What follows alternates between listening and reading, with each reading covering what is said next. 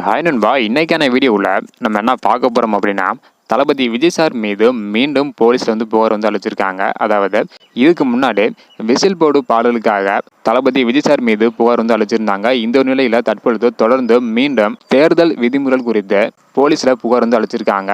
அந்த ஒரு புகாரில் என்ன சொல்லியிருக்காங்க அப்படின்ற எல்லா டீட்டெயிலுமே வீடியோக்களையும் பார்த்துடலாம். அதுக்கு முன்னாடி தளபதி விஜய் சார் 2026 அரசியலுக்கு வர போகிறாங்க. உங்களுடைய சப்போர்ட் இருக்குமா இல்லையா அப்படின்றத மறக்காமல் கமெண்ட் பண்ணுங்கள். இன்னும் நம்ம சேனலை சப்ஸ்கிரைப் பண்ணி பார்த்தீங்கன்னா மறக்காமல் பண்ணிக்காங்க.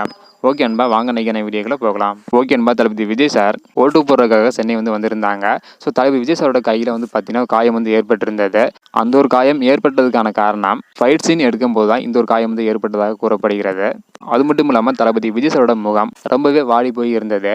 என்ன ஒரு காரணம் அப்படின்றது தெரியல. இருந்தாலும் இந்த ஒரு நிலையில் தற்பொழுது விஜய் சார் மீது சென்னை காவல் ஆணையர் அலுவலகத்தில் சமூக ஆர்வலர் செல்வம் என்பவர் பார்த்தீங்கன்னா புகார் அளிச்சிருக்காங்க.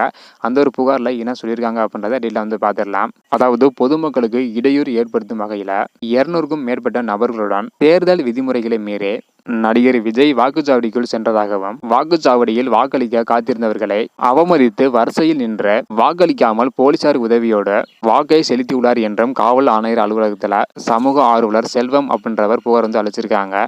தளபதி விஜய் சார் விதிமீறல்களை மீறினாரா இல்லையோ தெரியல. ஆனால் ஏதாவது ஒரு புகார் அளிக்க வேண்டும் அப்படின்னு தொடர்ந்து யாராவது ஒருத்தங்க விஜய் சார் மீது புகார் அளிச்சிட்டு வராங்க. ஸோ இதை பற்றி நீங்கள் என்ன நினைக்கிறீங்க அப்படின்றத மறக்காமல் கமெண்ட் பண்ணுங்க. ஸோ தளபதி விஜய் சார் விதிமீறல்களை மீறினாரா இல்லை அப்படின்றதையும் புகார் எடுத்த நபர் குறித்து நீங்கள் என்ன நினைக்கிறீங்க அப்படின்றத மறக்காமல் கமெண்ட் பண்ணுங்க. 2026 உங்களுடைய சப்போர்ட் யாருக்கு அப்படின்றதை மறக்காமல் கமெண்ட் பண்ணுங்க. இந்த வீடியோ பார்த்தீங்கன்னா மறக்காமல் எல்லாருக்குமே ஷேர் பண்ணுங்க. ஓகே அன்பா, தேங்க்யூ.